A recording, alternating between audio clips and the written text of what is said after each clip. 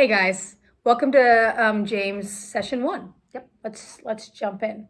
Dive right in. Yeah, this week we're talking about trial, Yep.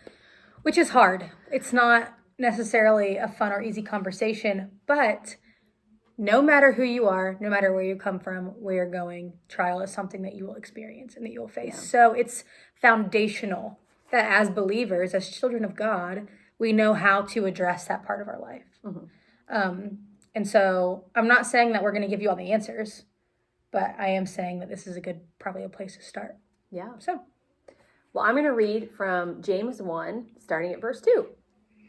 Consider it pure joy, my brothers and sisters, whenever you face trials of many kinds, because you know that the testing of your faith produces perseverance. Let perseverance finish its work so that you may be mature and complete, not lacking anything. Okay, so my translation that I have right here says, when troubles of any kind come your way, consider it an opportunity for great joy. And I'm like, how? Yeah. Like, first of all, how? Yeah. So like this is telling me that when I face hard stuff, mm-hmm. which I do, that I can find joy in that. Yes. That feels wrong. Mm-hmm. Maybe not wrong. It feels hard. Difficult. Right. So talk to me about what is joy? Just baseline. What is joy? Well, joy is it is a fruit of the Spirit. And so when you may have heard, it has been said, you may have seen signs that people have gotten from Hobby Lobby, which is a fine company to get things for your house from, that say, choose joy. Right. Which is as a sign or as a way to shift your perspective, to try to shift your perspective in positively a moment. Yeah. For like, I'm doing my homework and how about I just try to shift a little? Right. It's fine, but it is not, it's not really what the Bible teaches us about joy. The Bible teaches us that you can't choose joy, you choose Jesus. And as a result of choosing Jesus, mm-hmm. the fruit of the Spirit grows in you. Mm-hmm. And at one time or the other, God may choose to grow different fruit of the Spirit in your life. He may choose to grow patience. He may mm-hmm. choose to grow love or self-control in the different... What are the fruit of the Spirit? I know them. Peace. I sang the song in Kid City. Yeah. It's not a coconut, that's for sure. It's also not something that you can just pick for yourself. You choose Jesus, the fruit of the Spirit grows in your life. So this is what you're telling me. Regardless of my circumstance, mm-hmm. no matter what I'm facing, my only responsibility is to choose Jesus, and He will grow in me what He needs to grow in me for that time. Yeah.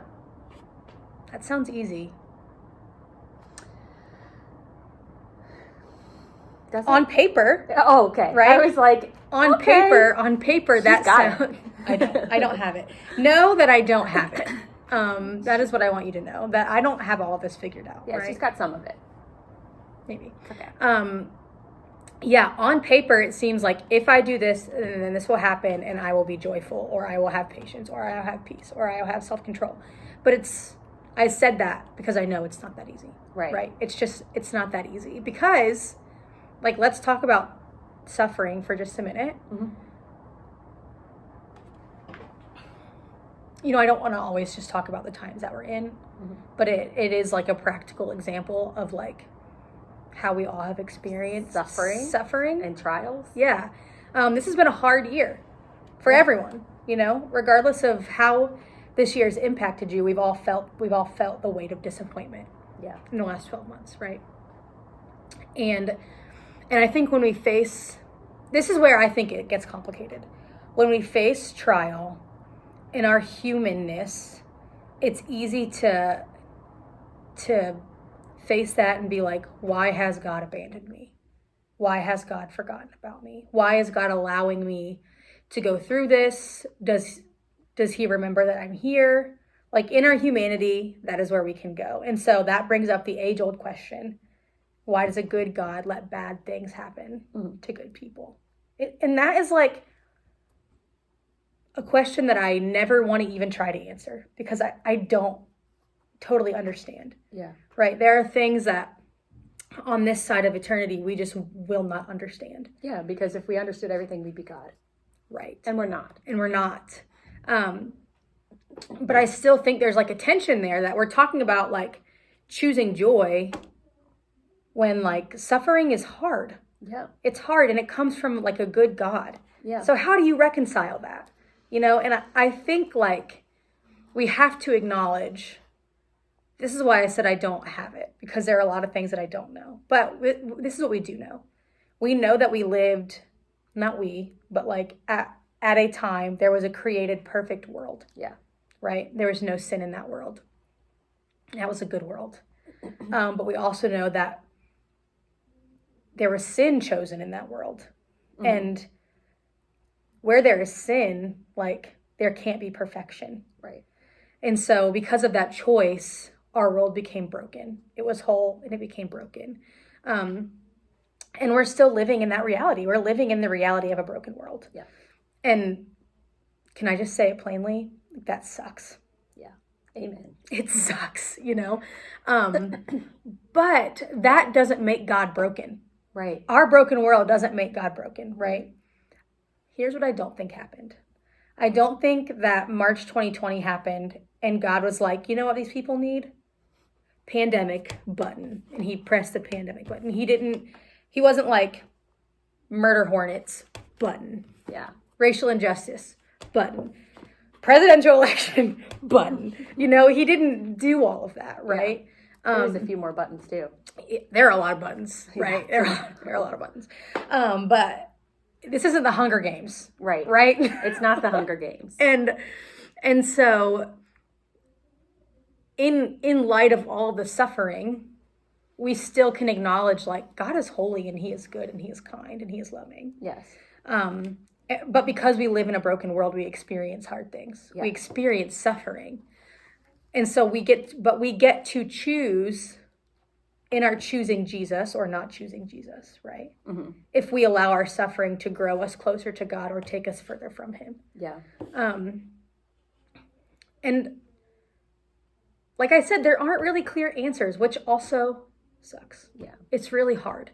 But I would encourage you this evening in your small groups to be honest and vulnerable in your conversation. Mm-hmm. And I think we also can grow and learn from the experience of others. Yes. And I think there are places that it's not clear, and then there's places that it's not comfortable. Yeah. Because there are things about suffering that are just not pretty to name. Mm-hmm. And it creates questions that are hard to ask and aren't pretty or comfortable to ask. But we encourage you to ask questions. Mm-hmm. We encourage you to talk to one another, to be vulnerable, to say, I don't understand. This is what's happened, and I don't understand that. We encourage you to ask questions. Right.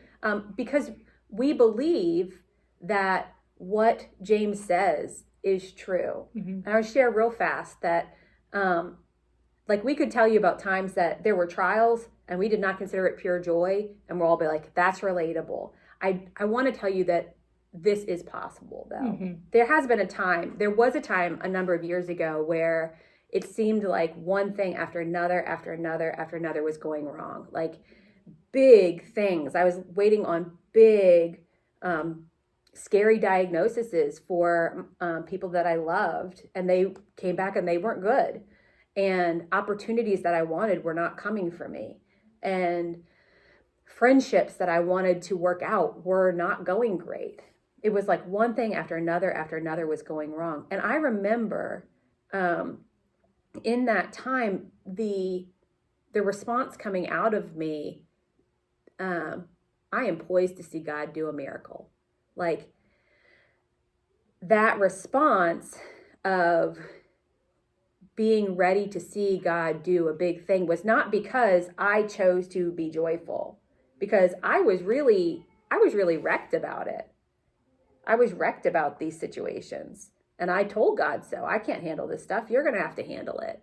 I don't like this stuff. And I know you don't like this stuff. So you take care of it. Right. And out of that came a trust that I was going to see God do a good thing. Right.